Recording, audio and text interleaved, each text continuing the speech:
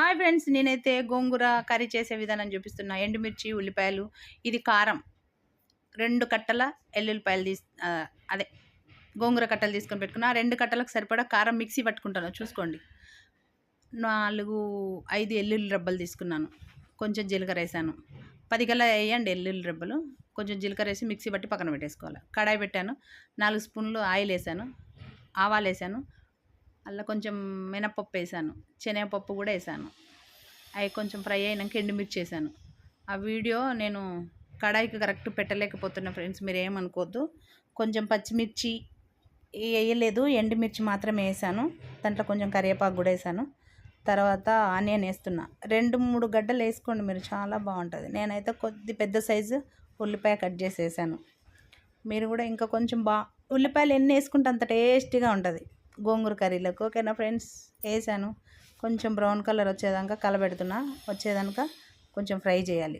మూత పెట్టేసి పక్కన పెట్టేసేయండి. పెట్టేశాను. కొంచెం బ్రౌన్ కలర్ వచ్చింది. ఓకేనా, చూడండి ఎంత బాగుంది. గోంగూర కర్రీ చాలా చాలా బాగుంటుంది ఫ్రెండ్స్. నేనైతే ఫస్ట్ టైం ట్రై చేశాను నేను కూడా. నాకైతే చాలా బాగా నచ్చింది. తర్వాత కొంచెం సాల్ట్ వేయాలి.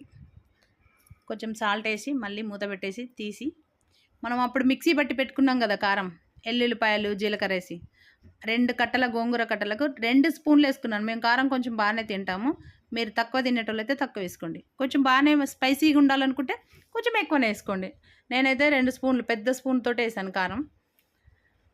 కలబెట్టేసి పక్కన పెట్టేసి కొంచెం చిటికెడంత పసుపు వేసేయండి.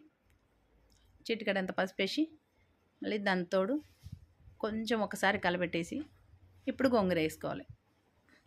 గోంగూర వేసి మంచి కలబెట్టేసేయాలి. నేను వేస్తూ ఉన్నాను. మంచి గోంగూర మూత పెట్టేసి కలబెట్టేసి నేను తీసి చూపిస్తున్నా చూడండి. కొంచెం మీకు ఆకులు అనిపించింది అనుకోండి, కొంచెం అది ఊకనే మగ్గిపోతుంది గోంగూర. మీకు ఆకులు అనిపించింది అనుకోండి, కొంచెం మంచిగా గంటెతోటి ఇట్లా కలబెట్టండి, రబ్ చేయండి, మెత్తగా అయిపోతుంది. నేను అప్పుడు ఉప్పు కొంచెము ఆనియన్లు వేసాను కదా, నేను మళ్ళీ టేస్ట్ చూసుకొని వేసాను. మీకు అది చూపెట్టలేదు. ఉప్పు వేస్తున్నా, టేస్ట్ చూసింది చూపెట్టలేదు, ఉప్పు వేసింది చూపెట్టాను. ఓకేనా ఫ్రెండ్స్, సాల్ట్ వేసుకోండి మీ రుచికి తగ్గట్టుగా. ఉడికిపోయింది చూడండి గోంగూర, చాలా చాలా బాగుంది. ఇంకొకటి ఏంటంటే నేను అలా జీలకర్ర మెంతుల పొడి వేసాను, అది చూపెట్టలేకపోయాను. మీరు కొంచెం ఉంటే యాడ్ చేసుకోండి, చాలా బాగుంటుంది. నేనైతే చేశాను. గోంగూర కర్రీ రెడీ అయిపోయింది. ఓకేనా, పక్కన అన్నం కూడా పెట్టాను. వేడి వేడి అన్నంలోకి గోంగూర పచ్చడి వేసుకొని తింటే, పచ్చడి అంటాను సారీ, కర్రీ.